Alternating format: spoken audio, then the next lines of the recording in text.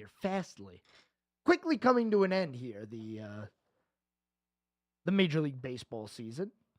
We actually have a lot of news to go over today. General news around the sports world. We're getting close to the start of NCAA football, college football, as it's mostly known as. College football is going to be coming back here this weekend. We have some NFL news with quarterbacks, maybe some issues with a certain basketball team that decided to unionize. You may or may not remember the conversation we had on that. Dartmouth basketball players, man, they voted to form this union, and now they're suing. They are filing an unfair labor practice complaint. I don't know if that's necessarily a lawsuit, but we will talk more about this as we go through the show. This is an interesting story that started, way back when the National Labor Relations Board ruled that Dartmouth basketball players were employees of the school. That was earlier this year. So we'll talk about that. As I said, Major League Baseball, we got some updated standings for you. I think that we are pretty much wrapped up with the MVP vote in both the American and the National League. I really find it hard to see anybody catching up to Aaron Judge in the American League, Shohei Ohtani in the National League. And those two guys are just far and above the better offensive players this year, at least. Defensively as well, having really good years, those two. Man, Aaron Judge, I'm telling you right now, he is going to come close. I don't know if he's going to hit that number that we're all hoping he can get to. You know what I'm talking about with that 60 home run mark.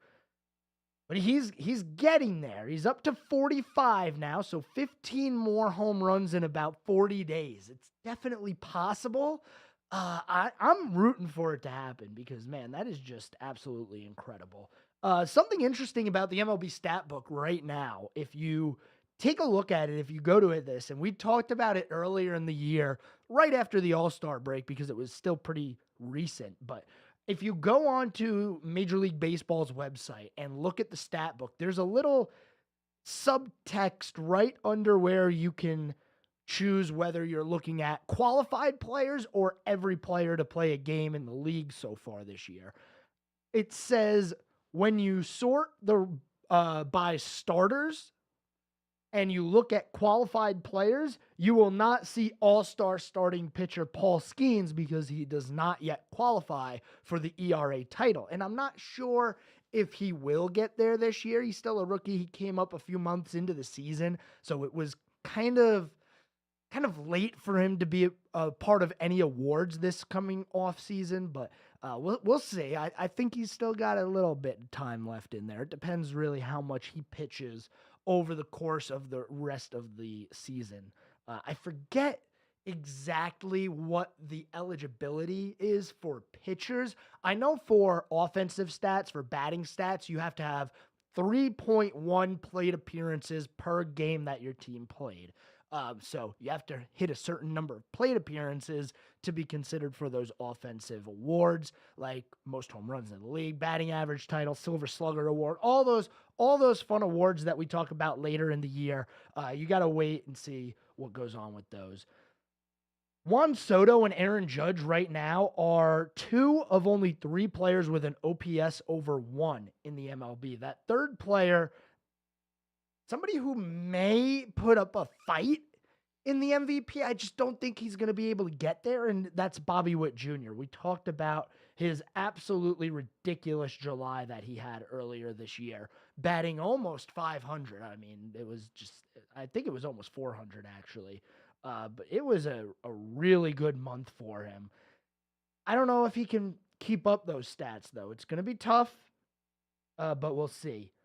A lot of baseball left, still over 30 games, over 30 games for most of these teams yet, just under 40. So somewhere in between there is where these baseball teams are landing.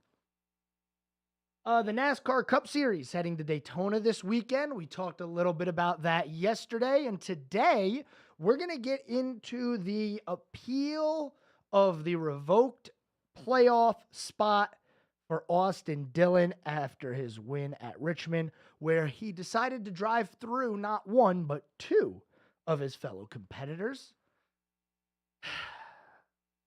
I don't know why they can't just accept this. And we're going to get into it more as we go through the program here. We're also going to start previewing more. We're going to hear from Chris Buescher again. I believe tomorrow we're going to have a full set of three drivers that we'll be able to hear from as we continue our preview of Daytona this coming weekend. But man, this RCR thing, this Austin Dillon thing, I don't understand why Richard Childress can't just say, you know what, we accept. Because what Austin Dillon did was wrong. The first move on Joey Logano, it was from pretty far back. But we've seen people get run up, spun out, put in the fence before. So it wasn't anything out of the ordinary. It gets crazy when, the 11 of Logano tries to pass you and you just right hook him into the fence. A little bit of a safety issue as well, as NASCAR has not been a fan of right hooks. We've seen drivers get suspended for it, most notably Chase Elliott at Atlanta, right hooking Denny Hamlin yet again. So something about Denny Hamlin getting right hooked into the wall, man, I don't know what it is. I don't know what it is.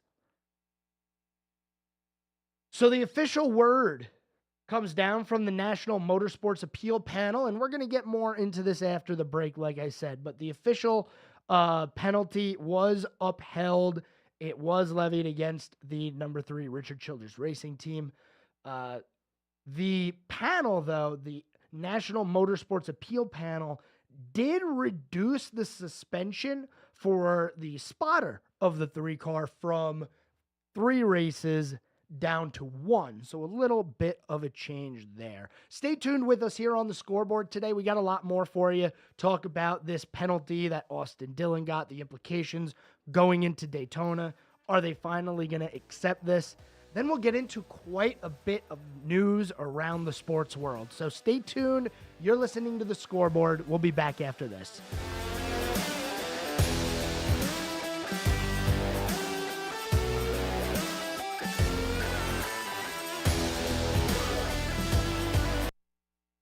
This guy knows his sports, right? There's more of the Scoreboard with Joe Berg on the way on 105.9 100.7 WSIC. I'll tell you, I really don't think it gets any better than this. Beautiful weather for the rest of our work week. Low humidity to enjoy. That crisp fall air as we start out in the mornings, really comfy in the afternoons. See plenty of sunshine. High temperatures up around 80 this afternoon. Tonight with the clear sky and low humidity, we should fall into the upper 50s. Outlying spots and farms may even wake up to mid-50s, warming up to around 80 Thursday. A little warmer, a little more humid by the weekend. That's your forecast. From the WSIC Weather Center, I'm meteorologist Chase Myers. The WSIC app is available now wherever you get your apps, featuring local deals from great local businesses like ISI Denver.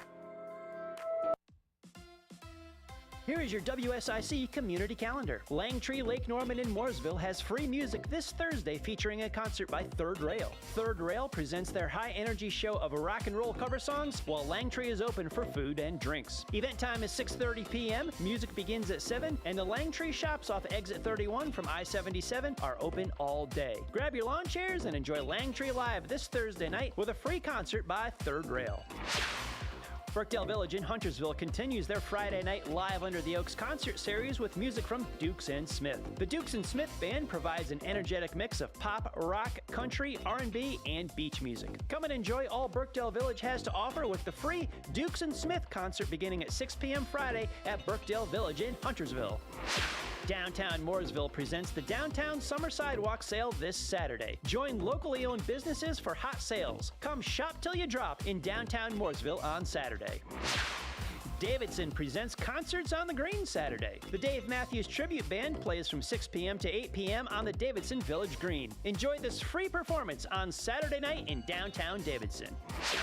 On Saturday, September 7th, see the top riders from the Monster Energy AMA Supercross Championship as they compete on a custom-built course at ZMAX Dragway. The playoff opener features a two-moto format for the 450cc class and the 250cc class, promising plenty of drama and excitement the moment the gates drop. The Super Motocross Fan Fest is a pre-race event taking place from 8 a.m. to 2:30 p.m. where you can see the teams practice, prepare, and qualify for the playoff round and is included with your event ticket. Don't miss the biggest Super Motocross race of the year. Visit charlottemotorspeedway.com or the CMS app for information and details.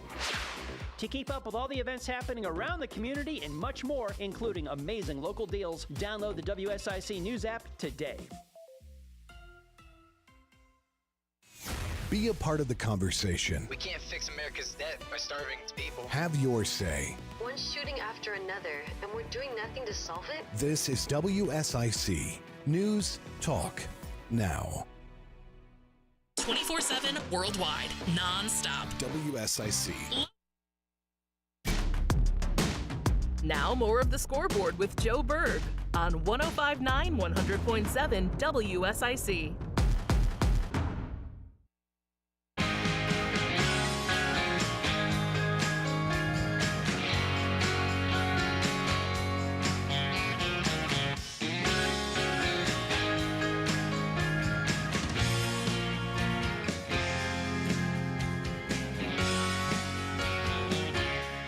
All right, ladies and gentlemen, welcome back. You're listening to the Scoreboard. A reminder, you can call in 844-STUDIO-4. That's 844-788-3464. I'm with you for the next, I'm going to call it 21 minutes. Because it is 21. What am I talking about? 41 minutes. We got plenty of time, ladies and gentlemen. Plenty of time. So if you want to call me up, feel free. Anything you want to chat about in the sports world, I am here for you. We were just talking about the fact that Austin Dillon's not in the playoffs. Yes, that is a fact. Man, this NASCAR loves to break news late on Wednesdays, I guess. I don't know why. Wednesday at 3:30 is a weird time to break news. They did the Austin Dillon original announcement last week, 4 o'clock on a Wednesday. Just weird time to be releasing news. But the penalty to the number 3 Cup team was upheld after the appeal. The spotter suspension was reduced to 1 race. And this is after the National Motorsports Appeal Panel upheld the penalty. That panel, Tom DeLoach, Kelly Housby, and Tommy Wheeler, those were the 3 members of the panel. I've said this jokingly during the Home Ad show earlier today when talking with Patrick Reynolds when we were talking about who could be on the appeal board. I said, NASCAR should just send their appeals to the FIA, and the FIA should send their appeals to NASCAR, and just let, an outside source take a look, another governing body. I was only half joking, because it does sound kind of like a good idea. Get a fresh perspective. Maybe they don't know the rules all the way and just say, oh, by the eye test, that didn't look right. Anybody overseas watching that Richmond race knew that wasn't correct. You cannot do that. Anybody who is a motorsports fan, no, you cannot wreck 2 people for the win. Maybe you can do it in a video game. Maybe Austin Dillon forgot. This is real life. There are consequences. RCR released the following statement. This is my favorite. RCR is the best. You go, Richard. Richard Childress Racing is disappointed in the results of today's hearing in front of the National Motorsports Appeal Panel. We respect the NASCAR appeals process, but we do not believe that today's outcome reflects the facts presented. We plan to appeal the decision to the final appeal officer. So they're sending it up to the czar of appeals. Who's that going to be? I don't know. I didn't even know you could appeal the appeal. This isn't going to be overturned. There's no way this gets overturned. And they couldn't be happy with the fact that, okay, the spotter suspension is now only one race. Served it at Michigan. Good to go. No, they gotta appeal it again. Why? There's nothing to appeal here. We all saw what Austin Dillon did. And now this is 2-week-old news that RCR is just not accepting. They're saying, no, we don't accept this. And I understand. I mean, you got to fight, right? If the avenue is there, you have to, because there are millions and millions of dollars at stake here. Being in the playoffs versus being 30th in points. There's a lot of, not only money at stake, and I think I talked about this a little bit last week when I was listening to Dale Jr.'s thoughts on the Dale Jr. download, and he was talking about the demise of Michael Waltrip Racing and how after they had Spingate, you got to attach gate to the end of something for it to be a real controversy, right? Spingate. That kind of was the demise of Michael Waltrip Racing. They kind of fizzled out not long after that, and eventually they shut their doors down. There's a lot of sponsorship involved in this. There's got to be. I know the sponsors are keeping a close eye on what's going on here. Did your driver really just make a mockery out of NASCAR with our name on the hood? I'm not saying that's exactly what happened. Maybe there's a little bit of an exaggeration there, but there is sponsorship concern here. I'm sure of it. There's millions of dollars in standings money. There's plenty of sponsorship offers that you could get, for being a playoff car.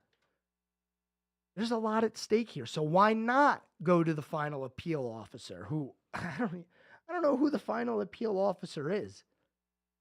It should be last year's champion.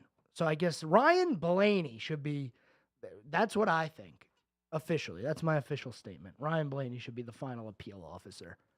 I don't know what Blaney thought about it. I don't think anybody asked Blaney what he thought about it. We heard from Joey. We heard from Denny. We heard from Austin. Didn't really hear from that many other drivers regarding what Austin Dillon did to not only Joey Logano, but also Denny Hamlin. There's still a race coming up this weekend. As much as we love talking about the news of what's going on with the appeal process for Austin Dillon, there's still a race that's got to be run this weekend. We're going to Daytona, the high banks down in Daytona Beach. I have been excited for this race for so long, been waiting for this one. I just think, Daytona's great. And I know we're going to come back on Monday after they rain out on Saturday and race Sunday at noon and say, man, it stinks that everybody was running half throttle the whole race. Because that's what's going to happen again. Happens every Daytona, Talladega.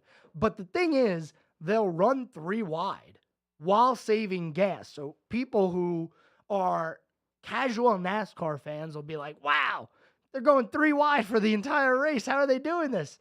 And then the people who know what's going on are going, they're doing this at half throttle. Yes, it's still 185 miles an hour, but nobody's racing. They're just kind of riding around right now.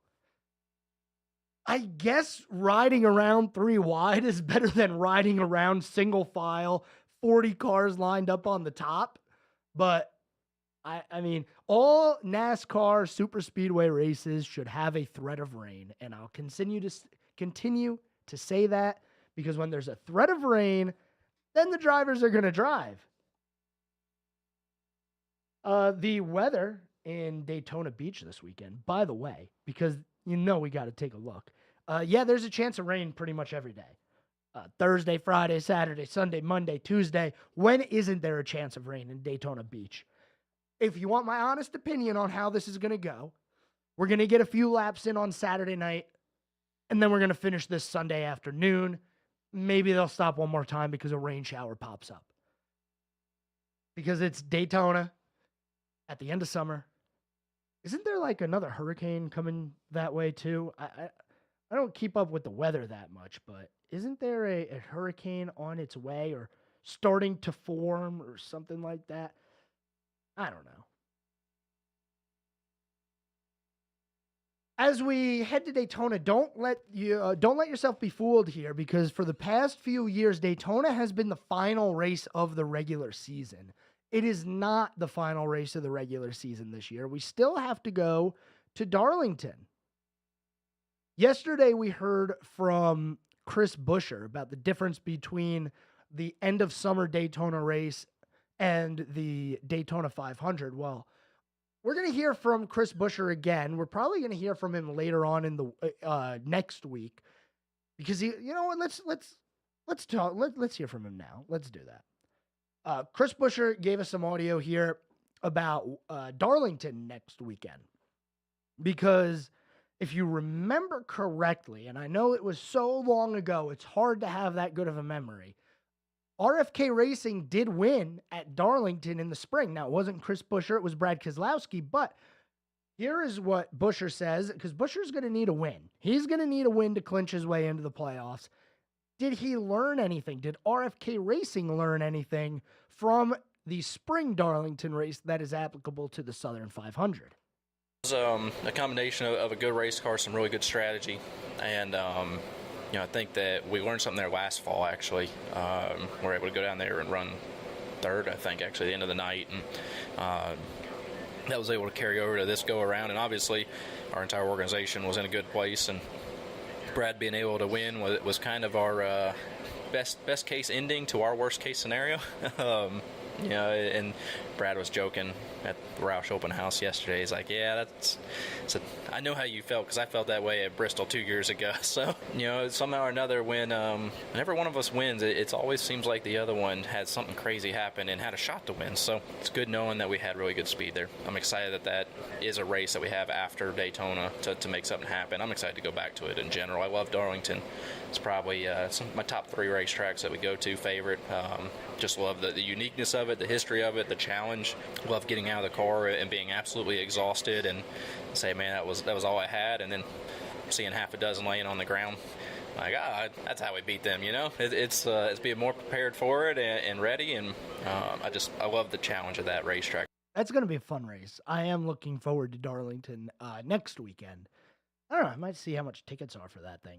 It's always a fun race, and it's only a couple of hours away from here. Not a bad drive at all. Hey, we're going to be heading to our commercial break here. Halfway point on the scoreboard. Don't go anywhere, ladies and gentlemen. We still have a lot of news to go over.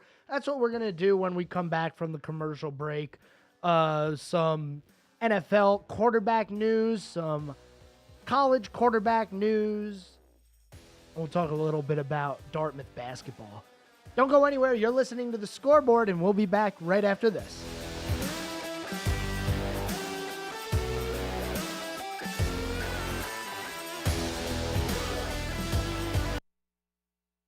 Keep it right here. We'll have more of The Scoreboard with Joe Berg in just a moment from 105.9 100.7 WSIC. I'll tell you, I really don't think it gets any better than this. Beautiful weather for the rest of our work week. Low humidity to enjoy. That crisp fall air as we start out in the mornings, really comfy in the afternoons. See plenty of sunshine. High temperatures up around 80 this afternoon.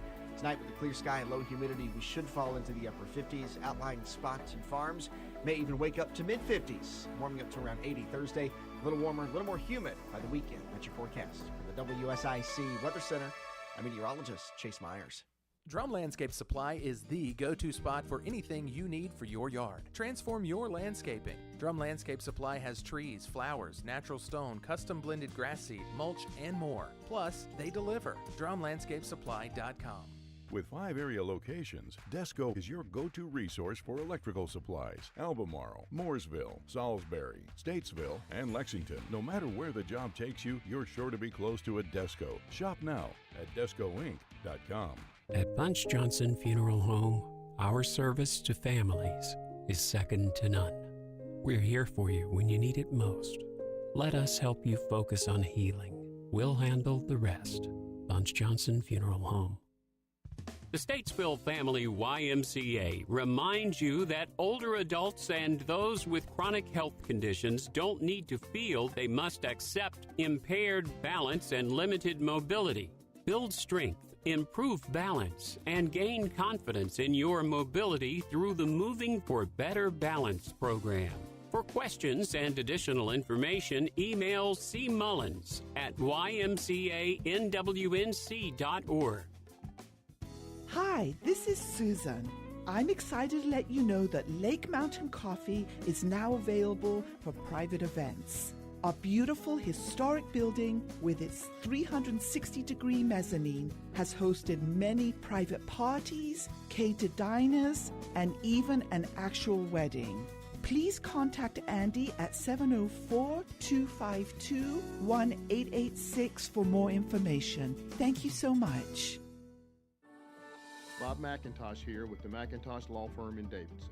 Serving this community has been a collective passion of our law firm since 1997. We offer the quality legal services and results you would expect from a large downtown firm, but with a personal, community-focused approach right here at home. The McIntosh Law Firm, your local legal resource.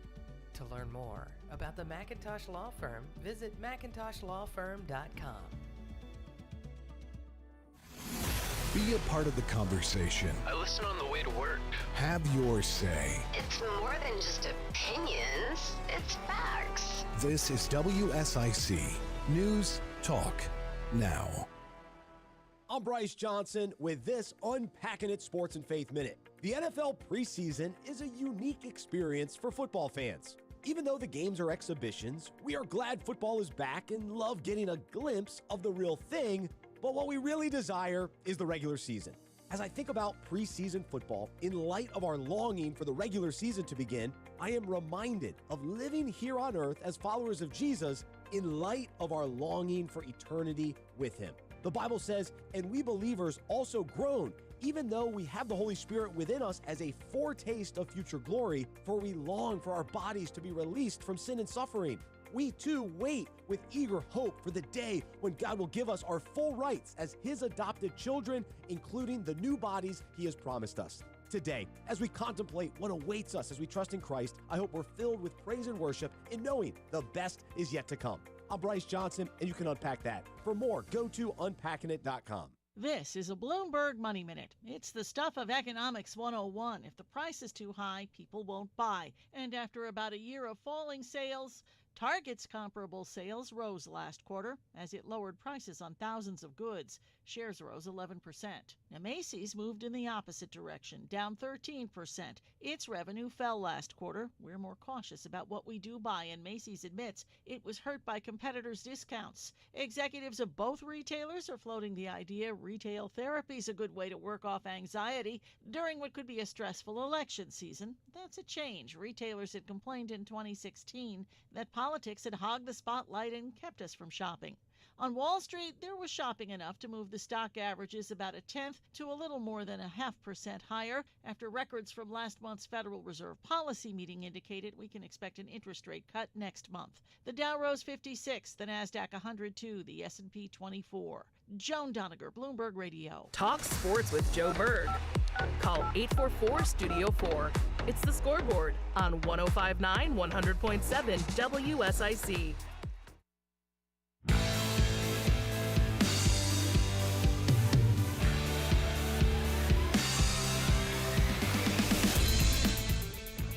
All right, ladies and gentlemen, here we are, segment 3 on the Scoreboard. Absolutely gorgeous day outside today, man. Oh my gosh. And it's a gorgeous day for NFL news, which is what we're going to talk about next. Went through a few things earlier in the show, including talking about Austin Dillon and the decision to uphold the suspension. Or not suspension, but retraction of his eligibility for the playoffs. Let's put it that way.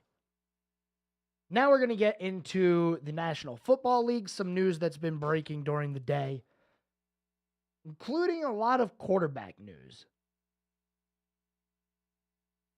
You know, we're lucky here in Carolina. We are.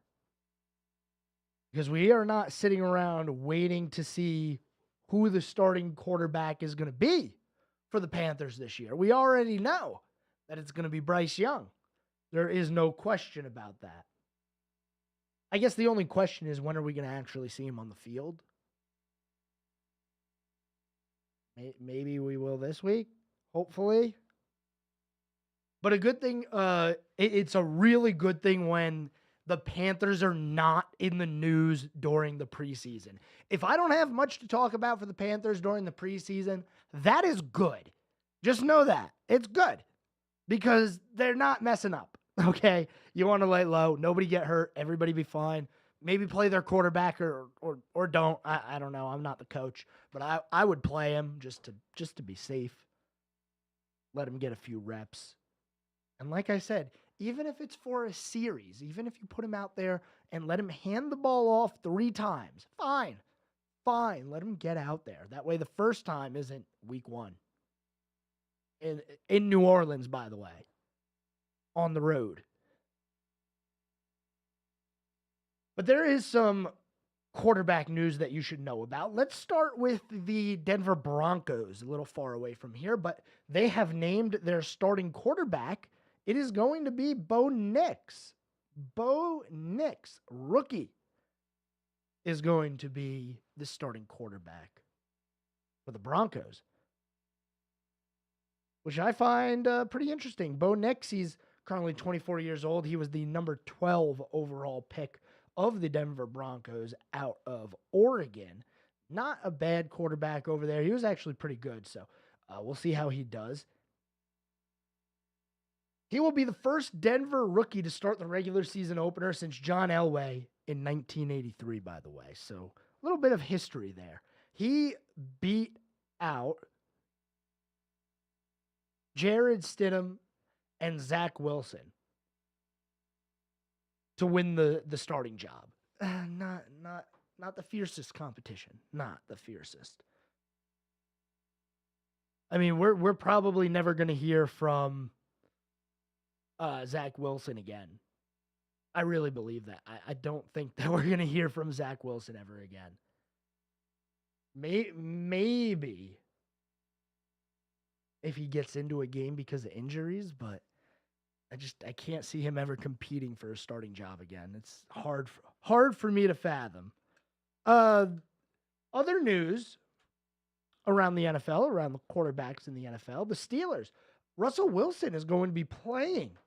He is expected to play in the preseason finale for the Steelers on Wednesday. I'm sorry, not on Wednesday, on Sunday. And that's interesting because he is in a quarterback battle right now with Justin Fields. Everybody remember Justin Fields, the Bears quarterback for a few years. Yeah, the Bears got the number 1 overall pick, so they said, we'll see you later, Justin. Sorry, but we got to go. Bye. And they sent him to the Steelers. I personally don't think he's a bad quarterback at all, but he just was with a bad team over there, Justin Fields, with the Bears. So we'll see. We still haven't seen who the starting quarterback is going to be for the Steelers. We also don't know who the starter is going to be for the Patriots as well, as they have a battle over there. Rookie Drake May possibly winning the starting quarterback job. But him and Jacoby Brissett are battling it out right now. So that's some of the quarterback news around the NFL. Also, this one's interesting. The Browns, Deshaun Watson. Now, if you remember, he had season-ending surgery on his throwing shoulder in November. That ended his season. Well, today, Deshaun Watson was limited in practice because of general arm soreness. They're trying to play it off. Kevin Stefanski, the head coach over there, says, yeah, he's a quarterback. He throws the ball, his arm gets sore. Okay, I get that. It's going to happen. But at the same time, are you a little bit concerned? Because that is the arm that he had surgery on, the shoulder that he had surgery on. I don't know if anybody's clamoring for Deshaun Watson because they want to see him do good. They're like, oh, he's fine. I think a lot of people are apathetic towards him now, but, you know. Remember that whole thing? Yeah. A little bit more news. We talked about it at the beginning of the show a little bit. This one, I find this fascinating. I do. Dartmouth men's basketball players union has accused the school of unfair labor practices. So the union that represents the Dartmouth men's basketball team filed an unfair labor practice complaint Wednesday against the school because it refused to negotiate with the players on a CBA, collective bargaining agreement, which is, standard with a players union and whoever they play for, which would be Dartmouth in this case. There's a few statements here. They're not all that important, but what you should know is Dartmouth is not bargaining with the players because it is a tactic, and it's designed to force the case back into court in hopes that a federal judge would overturn the National Labor Relations Board ruling back in the spring, when the National Labor Relations Board said that the players were employees of the school, which cleared the way for the players to unionize, and then the players voted 13-2 in favor of joining their local union, whatever it is, SEIU Local 560. That's the name of the union. Only the facts here on the scoreboard. Dartmouth has said athletes in the Ivy League are not employees. Given Dartmouth's decades-long commitment to athletics as an extension of our academic mission, we believe that the regional director has made an extraordinary mistake in finding these students as employees. Dartmouth is also asking for a review of the regional director's decision by the full board. This is going to get ugly. It's going to get ugly. These players are starting to make money. The schools are now saying, governments are now saying that the players are employees of the school. It's going to get ugly before it gets better. And with NIL and with school and recruiting and all, it's a mess. I can understand why coaches are leaving college. I get it. It just seems like a mess. We'll see what happens in this case. I'm looking forward to this one, because if it's upheld by a federal judge, you're going to see a lot more labor unions being formed with athletes. We got one more segment here on the scoreboard. Don't go anywhere, ladies and gentlemen. We'll be back right after this. We'll wrap things up, go over some things that happened on this day in sports history, talk a little baseball, and send you off into the night. We'll be back.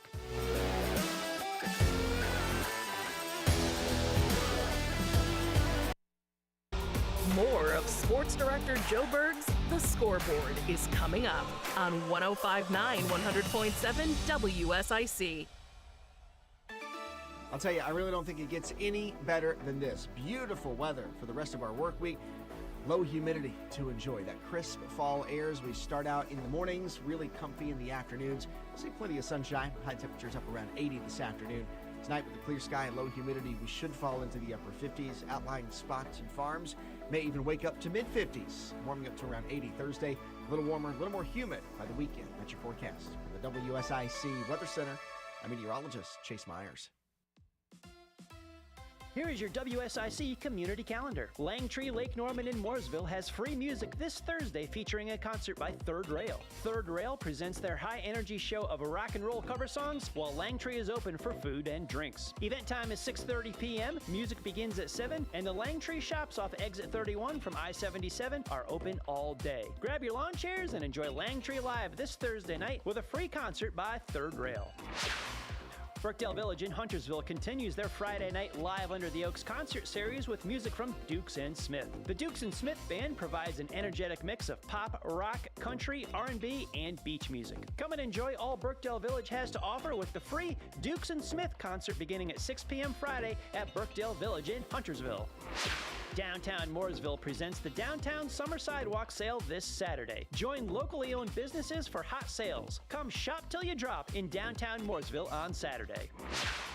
Davidson presents Concerts on the Green Saturday. The Dave Matthews Tribute Band plays from 6 p.m. to 8 p.m. on the Davidson Village Green. Enjoy this free performance on Saturday night in downtown Davidson. On Saturday, September 7th, see the top riders from the Monster Energy AMA Supercross Championship as they compete on a custom-built course at ZMAX Dragway. The playoff opener features a two-moto format for the 450cc class and the 250cc class, promising plenty of drama and excitement the moment the gates drop. The Super Motocross Fan Fest is a pre-race event taking place from 8 a.m. to 2:30 p.m. where you can see the teams practice, prepare, and qualify for the playoff round and is included with your event ticket. Don't miss the biggest Super Motocross race of the year. Visit CharlotteMotorspeedway.com or the CMS app for information and details. To keep up with all the events happening around the community and much more, including amazing local deals, download the WSIC News app today.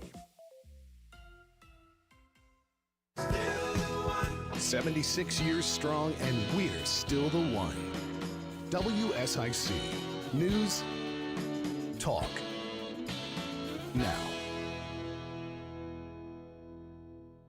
A new show is making its way to WSIC. Tuesdays at 4, join host Patty Alvarez for The Good Soul, a show with in-depth chats with people from all walks of life. Want a sneak peek? Download the WSIC app now and stream The Good Soul podcast.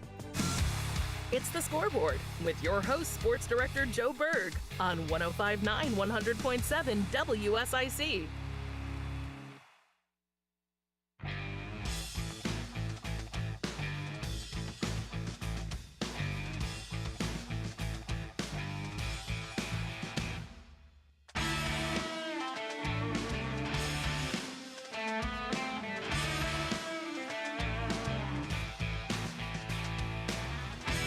Well, I told you you didn't want to listen, but I told you. Yeah, I did. The American League East is going down to the final day.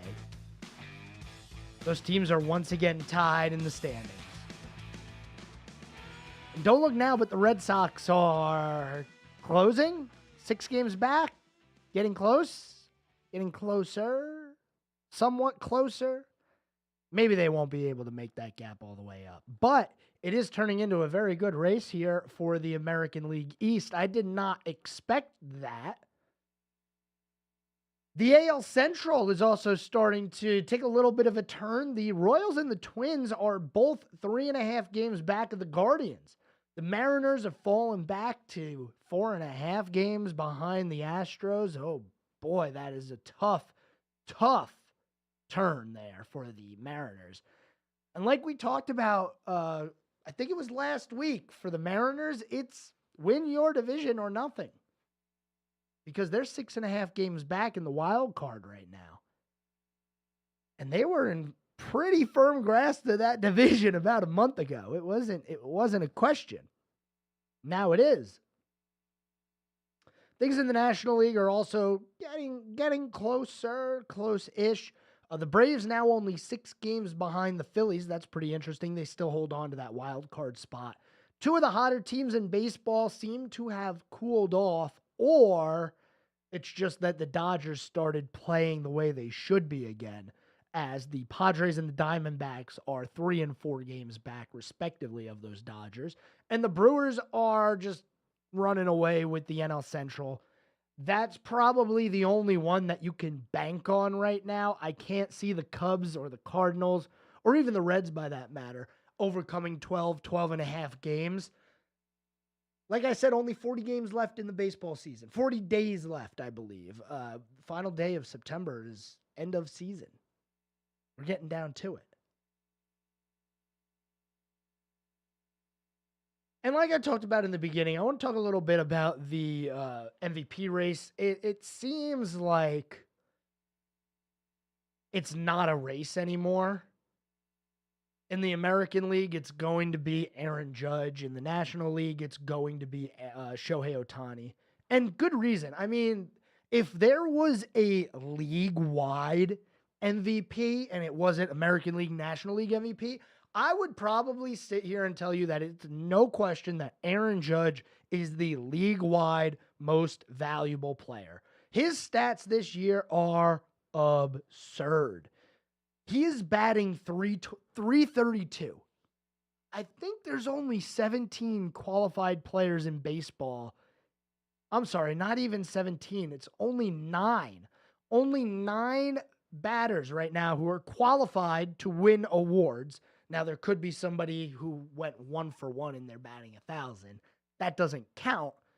There are only 9 players in Major League Baseball batting 300 or better. Aaron Judge is batting 332. He's got the second best average in baseball behind Bobby Witt, who's got a 352 average, which is a whole different kind of insane. He's up to 45 home runs, 114 RBIs, 103 walks. He's stolen a few bags, six stolen bases and no caught stealing for Aaron Judge. Not even close to the league leader, who is Ellie De La Cruz, now at 59 stolen bases on the year. Steals are up a little bit, and I liken that to a couple of things. They made the bases a little bit wider, which means the distance between base to base is just a little bit shorter, and just sometimes that fraction of a second is the difference between safe and out. Also, the pitcher can only pick off twice before they have to get them on the third attempt. Actually, I think it's now 1 pickoff, and if you don't get them on the second attempt, it's a balk. That also has increased the amount of steals in the league. One thing that I'm surprised that the new rules in baseball, and I say new rules, they're 2 years old now.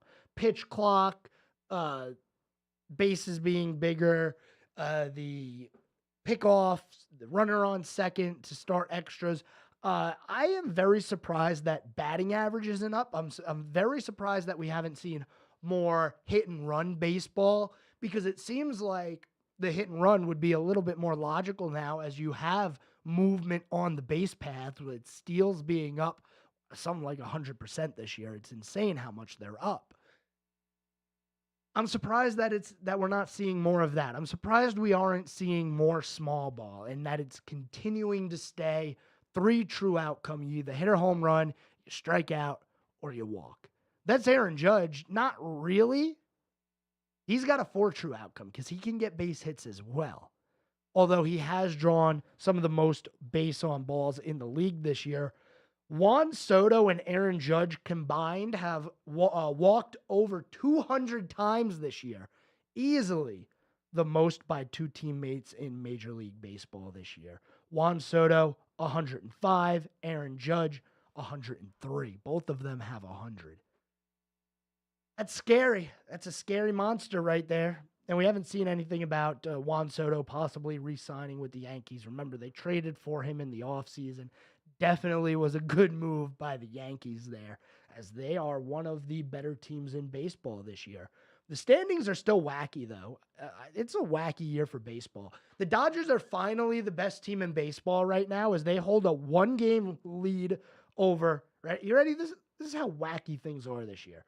A 1-game lead over the Guardians and the Brewers and the Phillies, a 1.5 over the Yankees and the Orioles, 3 games over the Padres, 4 over the Diamondbacks, 4.5 over the Royals and the Twins. The Royals are 4.5 games back of having the best record in baseball. Yes, you heard me correctly. There are 10 teams with 70 wins on the season right now. 10 teams with 70 wins, and the most is 75. It's an interesting year for baseball, especially in the standings. I mean, if that doesn't make you go, wow, I don't know what will. Because it made me go, wow, when I saw how close everything was at the top. We have no clear runaway this year. Nobody is the clear-cut favorite. Nobody winning 110 games. Nobody's going to win 100 games this year, probably. The pace they're on, I believe 95 wins was the pace for some of these teams, like the Dodgers, the Guardians. I mean, everybody we just mentioned. Maybe somebody gets hot, goes on a run, and we break 100 wins this year. But, man, the World Series was played between 2 teams that were wild cards with 92 and 88 wins. And now it seems like the best teams in baseball are going to have somewhere like 88, 92 wins, something like that. It's just a wacky year for baseball. All right, we are wrapping things up. We are quickly approaching the 6 o'clock hour. Let's go ahead and talk about some things that happened on this day in sports history. 2016 Kevin Durant scored 30 in the U.S. men's basketball gold medal game as they retain the medal with a comfortable win over Serbia, 96-66. That was at the Rio de Janeiro games. Remember those. 2008, Carly Lloyd. Everybody remembers Carly Lloyd. She had that hat trick that one time. First half hat trick. I believe it was against Japan to win the World Cup. It was insane. Maybe that was the semifinal, something like that. Carly Lloyd scores in extra time as the United States beats Brazil 1-0 to take the women's football gold medal at the Beijing Olympics. That was 2008. There's a lot that happened on this day as well in 2008. For some reason, Japan beat the U.S. in women's softball 3-1 for the gold medal. That's kind of embarrassing if you ask me. 2004, we are still in the middle of summer. So a lot of things that happened on this day that are notable are Olympics, including Michael Phelps winning his 6th gold medal at the Athens Olympics, even though he doesn't swim the final of the men's 4x100 relay. The U.S. won in a world record 3 minutes, 30 seconds during those Olympics. Some older things that have happened on this day in history. On this day in 1931, Babe Ruth becomes the first MLB player to hit 600 career home runs. 600 is a milestone for a lot of MLB players. Well, not a lot. A handful of very good MLB players. But Babe Ruth was the first to ever hit 600. Also, just for fun, the earliest thing that I have on here is from 1878. Surrey's wicketkeeper, Ted Pooley, completes a then first-class cricket record, 8 stumpings. I don't know what that means. For a then first-class cricket record, 8 stumpings in a county match against Kent at the Oval. Those old heads will know what I was talking about on that one, right? No, none of those are. That was 1878. Nobody knows what I'm talking about. Thanks for tuning into the Scoreboard today. That was a lot of fun hanging out with you guys today. I'll be back same time, same place tomorrow. Getting closer to racing at Daytona Friday night. Xfinity Series is going to be on track. We'll have everything for you on the Scoreboard. Talk to you guys tomorrow. Have a good night, everyone. Serving you better than ever before. 105.9 100.7.